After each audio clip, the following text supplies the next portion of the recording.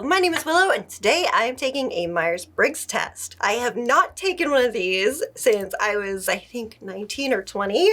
I'm now 27, so it's been a minute, and we're gonna do it again and see how it goes. I wonder if things have changed. I've taken a Myers-Briggs test here and there over the years, and not a lot really changed for me, so I'm really curious to see if anything is different here. Okay, which one sounds most like you? You love completing projects. It's better to be done than to find the 100% best solution. In a crisis, you're the commander, pushing the team to finish. Or you love starting new products. You're like an architect, building up your solution by exploring all possibilities to find the best approach. You open a dozen variations in different tabs. You look at a few options and pick the one that looks good enough. I'm kind of both. I know neutral is kind of a cop-out, but I really am kind of both. You're good at scheduling, quantifying, and contingency planning. I try. Am I good at it? No, but I try. You file ideas away in your mind to be developed later, and you like to figure out how things work. Other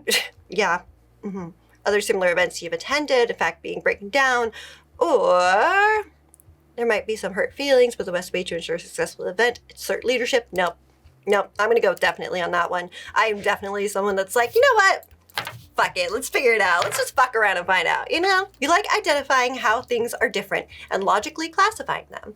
Or you want to be in control. You don't like people trying to influence you or manage you too much, especially if you think it might interfere with your goal. So let's see. Excited to test things out in a logical way, essentially, or the one to make my foot down and put in and ensure that I finish the time. That's very similar for me. If it's like a project, I don't mind people being a part of it and having to say. If it's like how to live my life, then I'm definitely very standoffish, and I do like to be in control of how I live and what I do when I'm existing. And I'm not necessarily a logical person. I try to be, but I don't really know if I would classify myself as very logical. So I think I'm gonna say somewhat on this front and continue. The best ideas are efficient and immediately useful. Information should be objective, orderly, and rational. Or you're passionate about knowledge for its own sake. Accuracy is important, and it doesn't matter where an idea came from if it's the best one. That is me, 100%. I don't really focus on this, the significant difference part. I definitely, I get carried away with my interesting ideas and follow them a little too far down the rabbit hole before getting back on track. That is me. I will go off on so many tangents, but I still get there. You know, I get where I'm supposed to go. It just takes me a minute. You're excited by following all the steps on the winding path leading to the conclusion. Meaning is more important than pure facts, and you want to understand what's going on behind the scenes. Or you just want something that works efficiently. You're more concerned with the final result than understanding all the steps and thought processes that lead to it. The facts are fine. No need to draw broader conclusions. I love delving into things. I really, really do. Let's see. Delivers a chart that you've been waiting on for presentation. You're more concerned with the final numbers and whether they'll tell the story you want. It's not that you don't care what the data came from, but it looks good enough, you'd rather just move on. Or your colleagues deliver a chart that you've been waiting on for your presentation. You're curious what other charts you might have experimented with, why she chose that font, why a certain number ended up so high. Yeah, the curiosity, 100%. Sometimes it's like, oh, cool, you got it done, but that's extremely rare for me. I really like learning about people's thought processes and how they came to certain conclusions. That's definitely annoyed a couple of people over the years. Values are objective and shared. You look to social norms and expectations like etiquette for morality. Or you filter a situation through your own internal values to see how it makes you feel. You have a very personal or gut-based system of ethics that can be very hard to explain to others. My values are very subjective. I don't really follow society. Joke or cringe, but society. What society is like, this is correct, this is incorrect, because I have found people that think like me and think that something's correct and something's incorrect. And while I do agree with a lot of the correct and incorrect societal situations, I wouldn't say that my internal values directly relate to the society I'm in. I think when it comes to my internal values, I value very specific things that are very personal and gut-based for sure, but I do respect the societal norm. So I think I'm just going to go with somewhat on this one because I can see both sides, but I am leaning way more to one side than the other. You often feel responsible for other people's feelings and you adjust your behavior to make them feel comfortable, or authentically and sincerity are important to you and you distrust when others seem fake or insincere. This is hard for me. I used to be more feeling responsible for other people's emotions, definitely. And I still, the entire time, have always been like, but if I need to tell you something, you're going to hear it. It's really always been pretty even. I think years ago, it would be somewhat in the responsible for other people's emotions. But as I get older, I realize that that's not the case. But you do have to take other people's emotions into consideration still. And I really do distrust a lot of people. I do hold a lot in, but I also share a lot. So I think neutral. I think both, because neutral does say both here. I think a mix of both still to this day. You generally don't need or want external emotional support for your feelings, and outward displays of emotion or vulnerability from a group can make you uncomfortable. You try to maintain group harmony by negotiating conflict views and finding commonalities.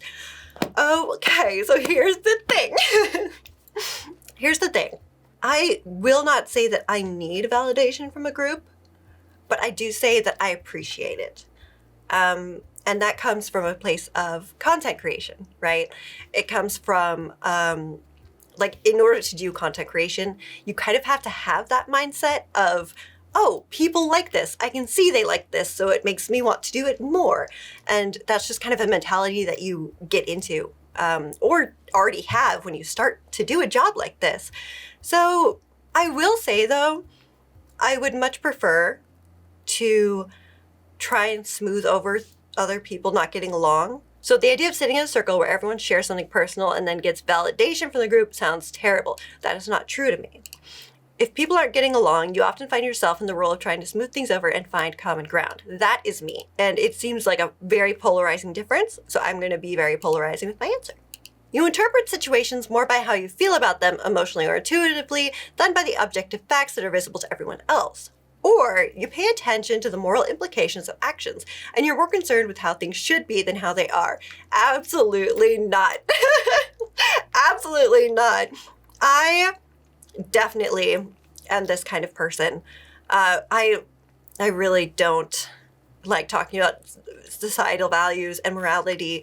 I think everyone is very different, and the distinctions in personal issues are very different for everyone. And you know, some you can apply to your situation, some you can't, but no one's going to have the same situation. So I am definitely on that side.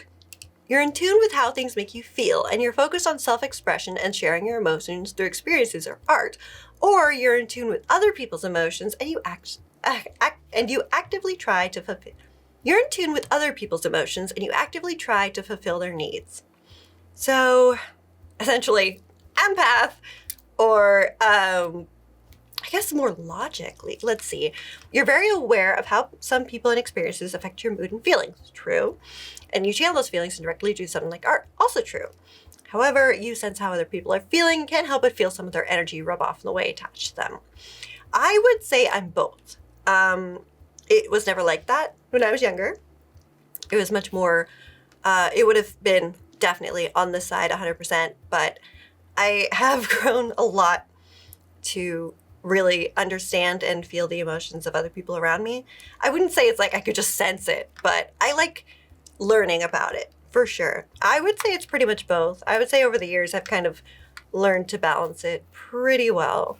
You vividly compare and contrast your current situation to what you've experienced in the past or what you consider to be normal. What did I just say?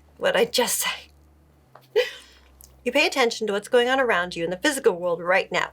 Absolutely fucking not. I am a daydreamer at heart. No. I will focus on what has changed since last time, not what's happening right now. I will try and take those moments where I focus on what's around me. But I am more interested in the progression of time and the growth that both people and objects and animals and all things go through. I think growth is beautiful. I think aging is beautiful. And I focus on that way more than just the now. I try to focus on the now, but I'm a dreamer. I daydream, man. I just go everywhere. Yeah, I'm gonna say definitely, for sure.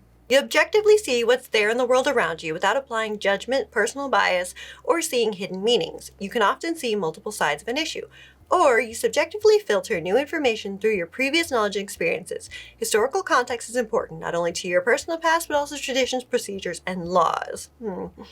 So either a little more cautious, or I like to be fully in the moment. I will say I definitely lean more towards this side, but there is a part of me that filters things through past experiences, because I am a firm believer that the past often repeats, and it's best to not repeat the past by remembering the past, which is not always the healthiest thing to do, but it is who I am, and I can't deny that, so I will only say somewhat for this one. You like to remember and preserve the past, and you favor the tried and true. Your cherished things are routinely familiar. New things can take a while to grow on you.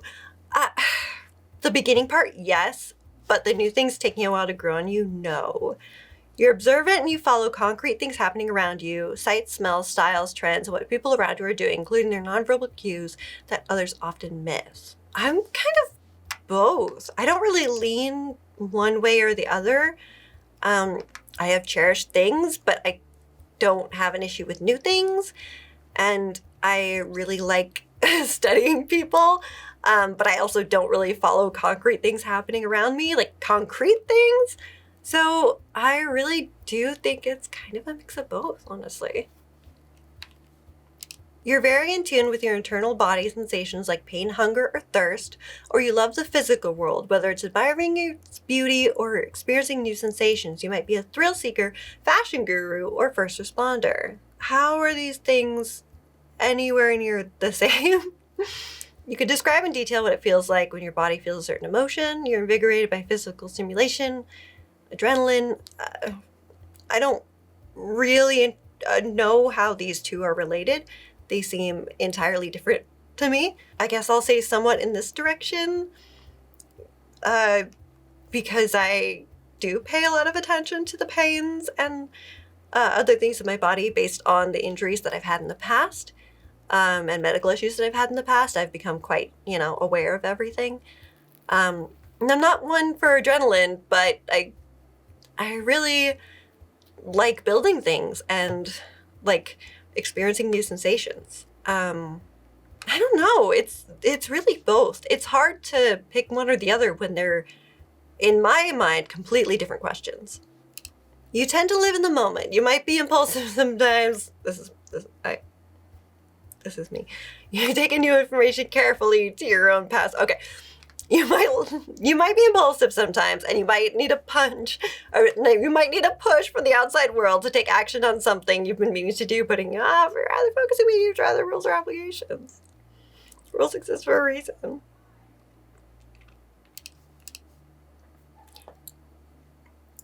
I'm explaining nothing. That is just me, 100%. It said it all for me. What else could I say? It said it all for me. You take in new facts from the outside world and connect the dots in imaginative or innovative ways to create new ideas and learning opportunities, or you're focused on your goals or dreams and look inward for ideas to make the future happen. But you tend to revisit the same ideas over and over, sharpening them and considering them from different perspectives. Or your interests are always changing and learning new things. I am definitely this person. I love different things, but I am also very focused on some things that I'm very, very passionate about. Will I get those things done in an orderly manner? Not necessarily. Am I extremely focused on them? Yes. So I think I'm going to say somewhat, because there is a little bit of this in there. There really is. Your world is an explosion of ideas, constantly deconstructing things into their components parts, seeing symbols and drawing connections that others miss. Way too often. I am obsessed with patterns and I hate them. It feels more like your brain is doing the processing unconsciously and you tend to suddenly reach aha moments. No. I think. I can't just come up with ideas. I have to think about things. It can't just come out of nowhere for me. And yeah, I will make connections everywhere. I'm like Pepe Sylvia, from from It's Always Sunny when he's talking about Pepe Silvio with the chart, you know, and he's doing all this. That's me. That's me all the time. I am obsessed with patterns in a negative way. I don't like them, but they also fascinate me at the same time. So I'm obsessed with mazes and things like that. So definitely explosion of ideas. You dive deeper into fewer subjects and combine pieces of information to build towards a single cohesive idea, or you have a variety of hobbies and you like bouncing from subject to subject. You focus on exploring possibilities. I think a little bit more like this one, where it, you know, because of the bouncing from subject to subject, but I also really do dive deeper into very specific subjects, and I know a lot about those very specific subjects. But I'm very much someone who likes to be a jack of all trades. I like knowing a little bit about everything, just like the basics of as much as I can. So I think I'm going to go more somewhat into the variety of hobbies route, because I really do love being a jack of all trades, knowing a little bit about so many different things. That's my dream. You're open-minded and bored by routine. You hate situations that lack exciting mental inspiration, or you like making a choice that you can get to work. You see situations from many perspectives and pay attention to how your internal world is impacted. I am both.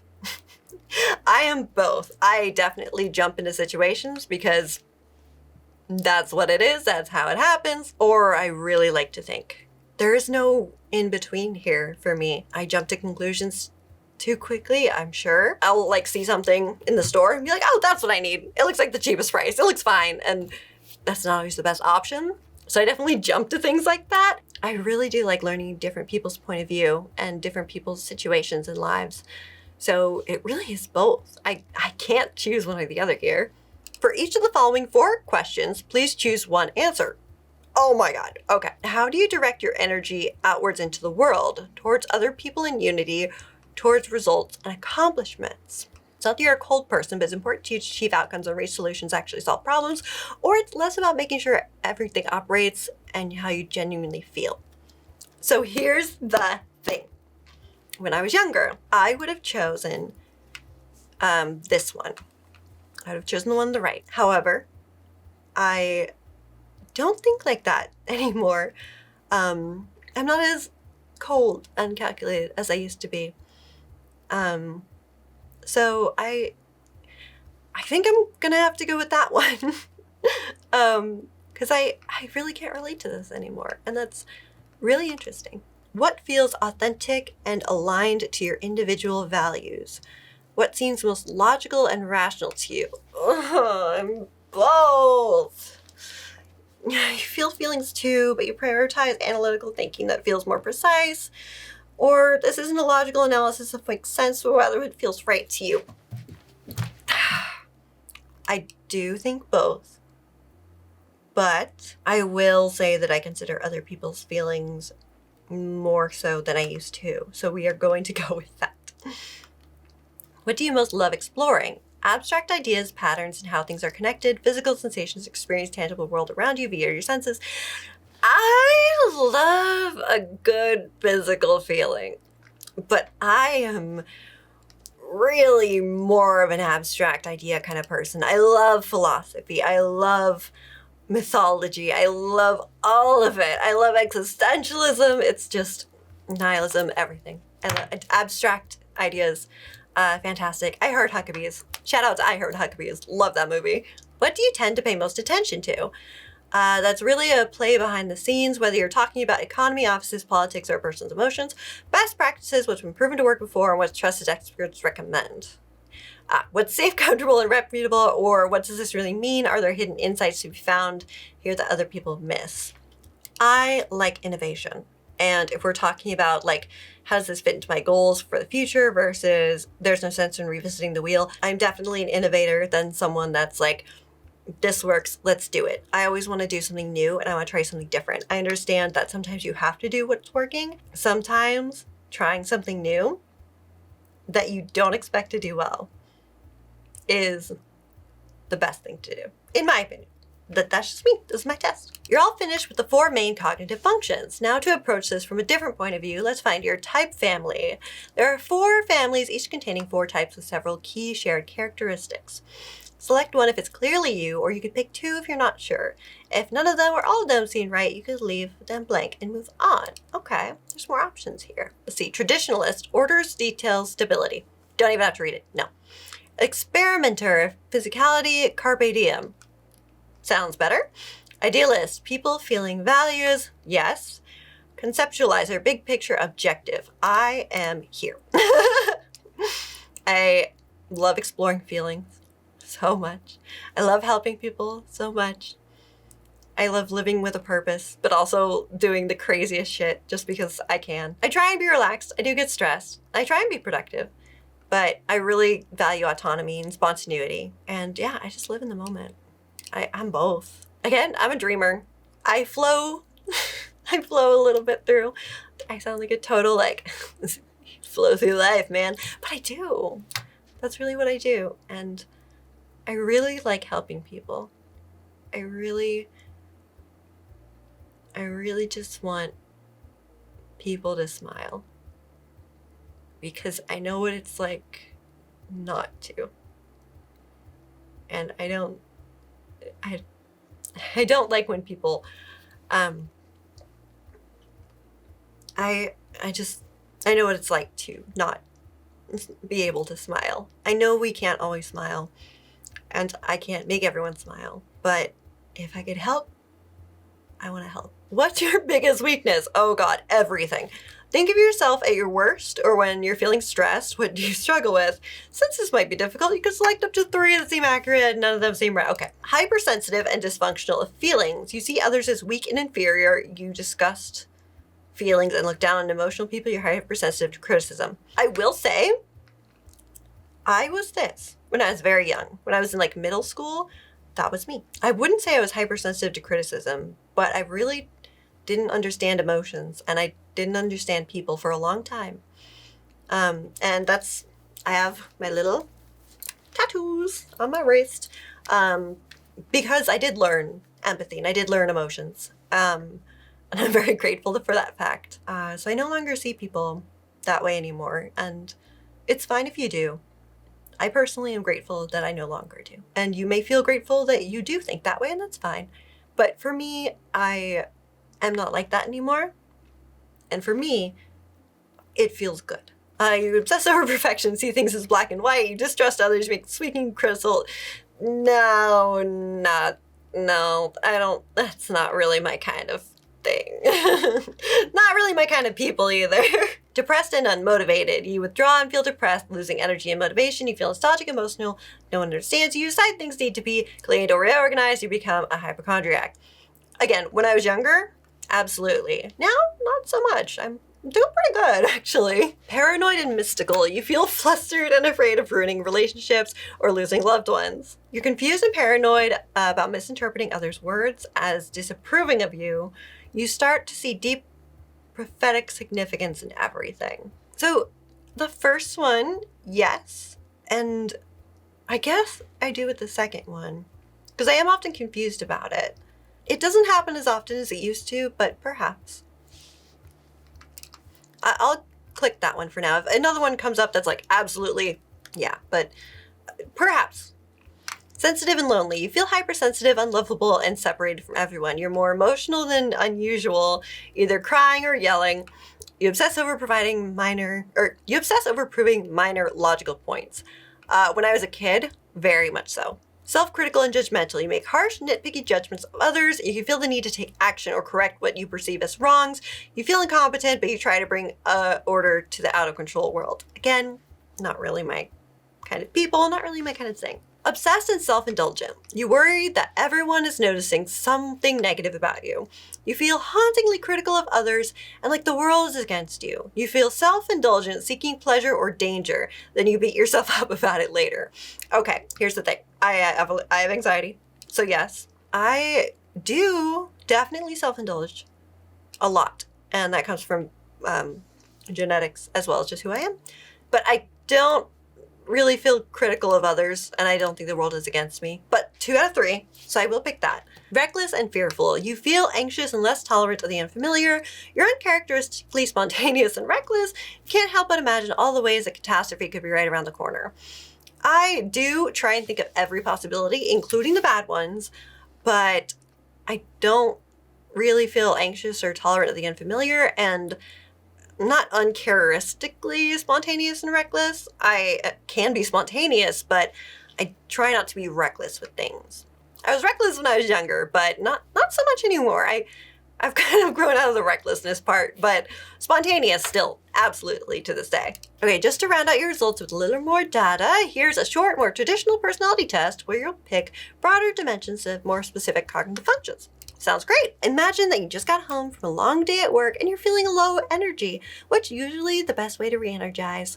Go out, be around people. Sure, some alone time can be nice and then, but you're literally energized by people. When you're feeling sluggish or unmotivated, meeting up with friends can truly boost your energy.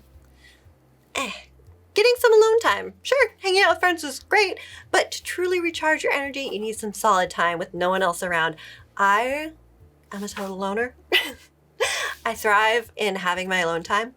It's great to spend time with other people, but I recharge best having alone time.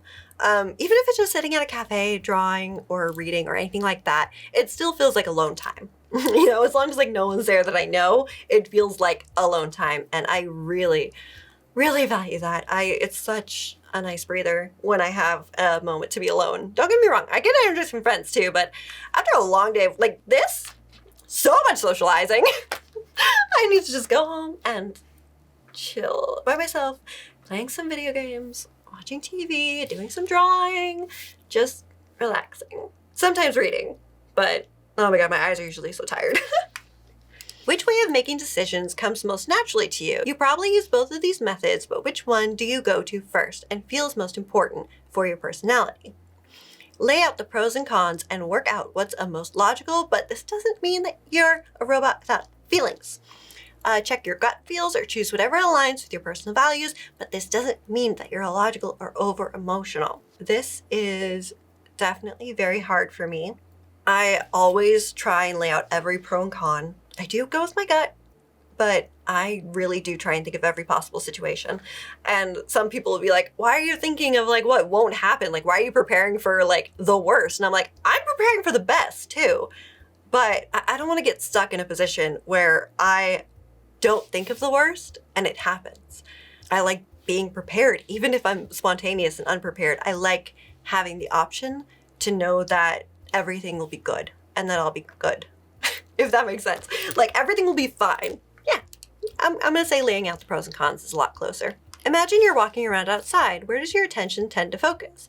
On the future, the abstract, you're focused inside your heads or possibilities, however practical, or on the present or past, you're focused on what's real, practical, and actually happening in reality. Again, daydreamer. Not focused on reality at all. Head in the clouds. There's nothing up here. Nothing. Compared to other people you know, which one sounds more like you? You're a decisive decision maker who sets specific goals and follows a plan, or you're an indecisive overanalyzer who leaves options open to adapt along the way. Desk covered in sticky notes, hang things just in case you need them. Friends or colleagues would say that you're most valuable towards beginning the project and unique ideas. Yeah. Very chaotic. All chaos up here. Chaos emerald in my brain. Just chaotic everywhere. Yes, absolutely yes. Don't even have to think about that one. Okay. Below, you'll find all 16 types ranked from most to least likely for you. Yeah, so it has not changed. I am still an INFP. Interesting. Idealistic, creative, supportive, and out-of-the-box thinker. So this is what I was last time I took the test, which is INTP. And I think it was INTPT at the time. And this one is now INFP. So this is the only one that changed. And I'm curious. Feeling. It changed from logic to feeling. Okay. This makes sense. As I was saying through this whole process, I used to be a lot more logical. And I used to be more focused on logic and the reason why things happen. And the older I've gotten, the more I don't care about logic. And I just want to be happy. And that definitely shows.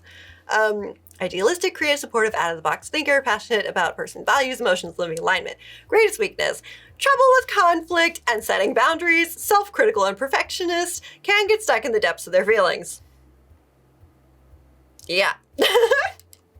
Very called out. Absolutely called out. I accept this wholeheartedly, and I do think this is more than likely what has changed since then. Oh, Johnny Depp, cool. Frodo Baggins in Lord of the Rings, oh my god. Internal conflict, under stress, overcoming weaknesses, yeah. Thank you guys for watching this video so much. What is your personality type? Let us know down below, and we will see you later. Bye!